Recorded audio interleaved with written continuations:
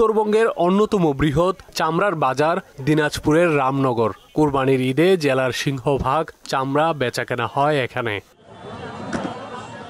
চামড়া খরিদে সরকার দাম বেঁধে দিলেও তাতে পাত্তা দিচ্ছেন না বাজারের ব্যবসায়ীরা। বাড়ি বাড়ি ঘুরে চামড়া কিনে বাজারে এসেই হোঁচট খাচ্ছেন মৌসুমি ব্যবসায়ীরা। আমাদের সাথে চামড়া নিয়ে আসলাম, চামড়া নিয়ে এসে 4টা চামড়া নিয়ে এসেছি, 700 টাকা দিচ্ছি।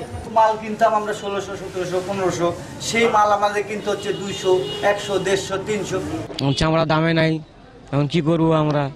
লজে পড়বো কি লাভে হবে আমাদের বলা মুশকিল। গ্রামগঞ্জে মসজিদে মাল কিনতেছি আগে 500 থেকে 600 টাকা, আর এখানে পয়সা 4 থেকে 300 টাকা। অভিযোগের জবাবে আড়তদাররা বলছে, বাজার যাচাই না করে চামড়া কেনায় লোকসানের মুখে পড়েছেন মৌসুমি ব্যবসায়ীরা। সরকার যে রেট বাধা দিচ্ছে সে রেটে চামড়া পাওয়া যাচ্ছে না।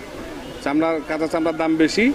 আপনার কাঁচা চামড়া মনে করেন যে 1 নম্বর আড়িয়া চামড়াটা 800 থেকে 1000 টাকা, 1100 টাকা পর্যন্ত কিনতে হচ্ছে।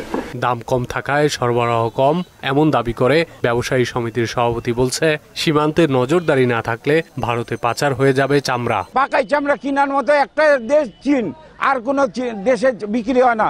সরকার খালি 3-4টা দেশের সঙ্গে চুক্তি করুক, আবার আগের যুগ ফিরে আসবে। এদিকে উত্তরবঙ্গের বৃহত্তম চক বৈদ্যনাথ আড়তে নির্ধারিত মূল্যে কেনা হচ্ছে পশুর চামড়া। 700-600 এরকম, আর খাসির চামড়া 15 টাকা, 20 টাকা, 25 টাকা। আমাদের এলাকা অনুযায়ী এখানে দামটা আলহামদুলিল্লাহ ভালো। আমরা আশা করছি হয়তো আমরা ন্যায্য মূল্যটাই পাবো। যৌথ নির্ধারিত দামেই মোটামুটি বেচা কেনা হচ্ছে। 700 থেকে 1200 টাকা গরু বেচা কেনা হচ্ছে। মৌসুমি ব্যবসায়ীরা চামড়া খরিদ করে নিয়ে আসতেছে। সরকার